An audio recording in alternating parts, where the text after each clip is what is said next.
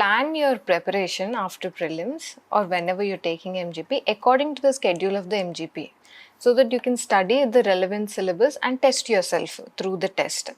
And secondly, write them on time. When you write them on time, they correct and give it back to you within like 48 hours or so. For those who are appearing for the MGP program this year, I would say plan your preparation as per the schedule of MGP so that you can extract the maximum out of it. And that's how I planned my preparation or my study schedule. And secondly, attempt the MGP tests in time. When you attempt them in time, the forum can check them and give it back to you within 48 hours or so. And such quick feedback is very important because it will help you to quickly look at the mistakes that you've been making so that you will not repeat those mistakes in the next test. And thirdly, please take the suggestions seriously, the feedback that they give, and work on each one of those feedbacks given by forum evaluators so that you can improve little by little over the test. Mainly the thing that matters, which is how the questions are framed. I found the questions to be analytical and close to the standard of UPSC. So when we are preparing for UPSC, then we should also be practicing questions which are close to the UPSC standard. So that is what I appreciated the most. And secondly, if the tests are written in time, the forum returns your checked copies within 48 hours. Which is something I really liked. In general, I think in this exam, 60% of the time should be devoted to practice because it's a competitive exam. The more you practice, the more you're good at taking an exam. So I would say max 60% of the time should be practice. But yes, you also need your own notes. So refer to the standard books, make your own notes, and make your notes keeping in mind the syllabus and the previous year's questions. Those are the only two guiding lights that we have. So keep them in front of you and then make notes accordingly. In my third attempt, I appeared for the interview, but I failed to clear the exam in that stage. So I thought, okay, let me go ahead and give prelims so that I can once again appear for the interview.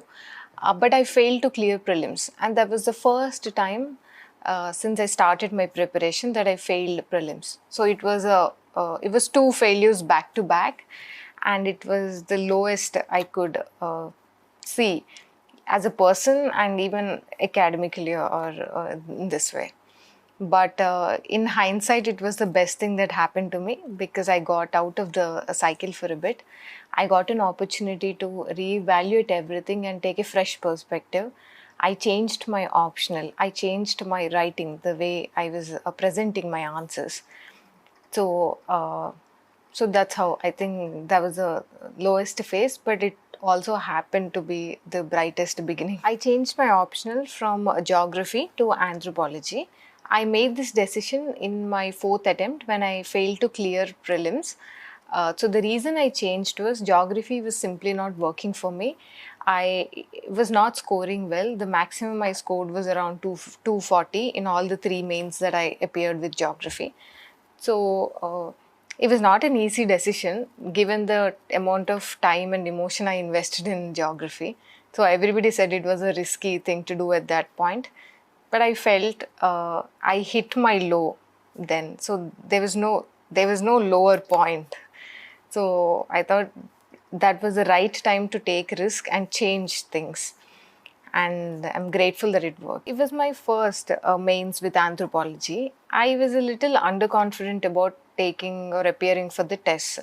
When I was looking at various test series, I found the questions in anthropology test series of forum. They were curated very relevant to the syllabus in the sense that they helped me cover all the syllabus topics, and they were more like the initial tests were very simple, directly based on the question previous year's questions and directly based on the syllabus topics.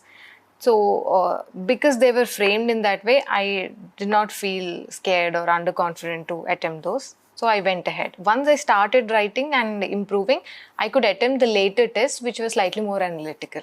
So I think the way the tests were designed and the way questions were framed, I liked that part. My interview panel was Satyavati ma'am's panel. There were no difficult questions as such.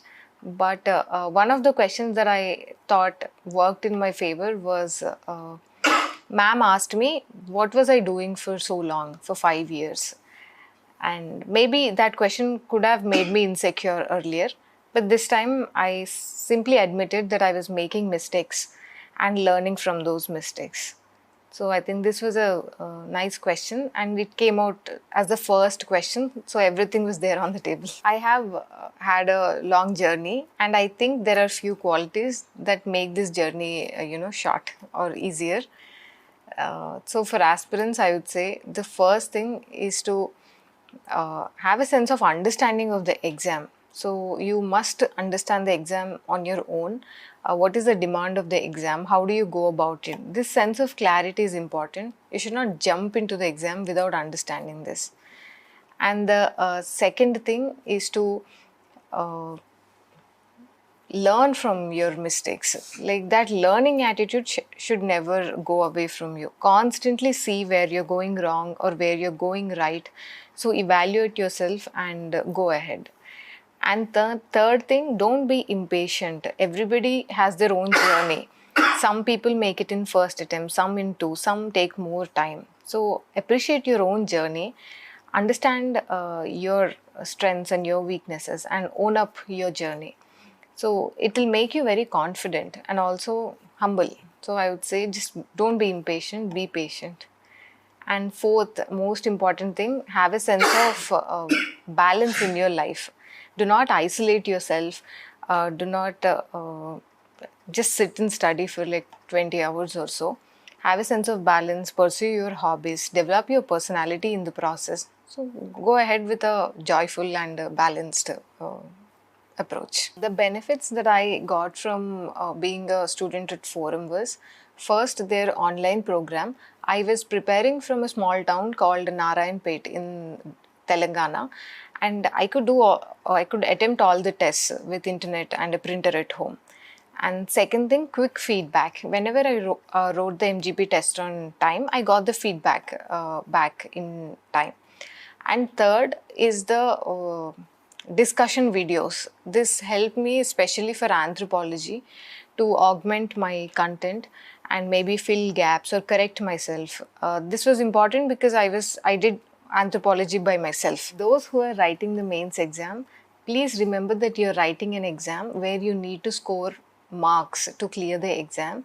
So in the next 3 months or so, focus on how you can extract that extra mark out of every single question that is thrown at your face. So focus on that. It's not content, it's not knowledge, it's not the number of current affairs you're reading or the bulk of those current affairs. It's about marks. So please evaluate yourself. Please think about what will fetch me marks, what will make me stand out and my answers stand out, and focus just on that. For those who are preparing from small towns and from home or remote regions, it's a good decision. Stay at home, utilize the online resources, and take help of the family support that you get at home. Eat good food and prepare in a balanced way.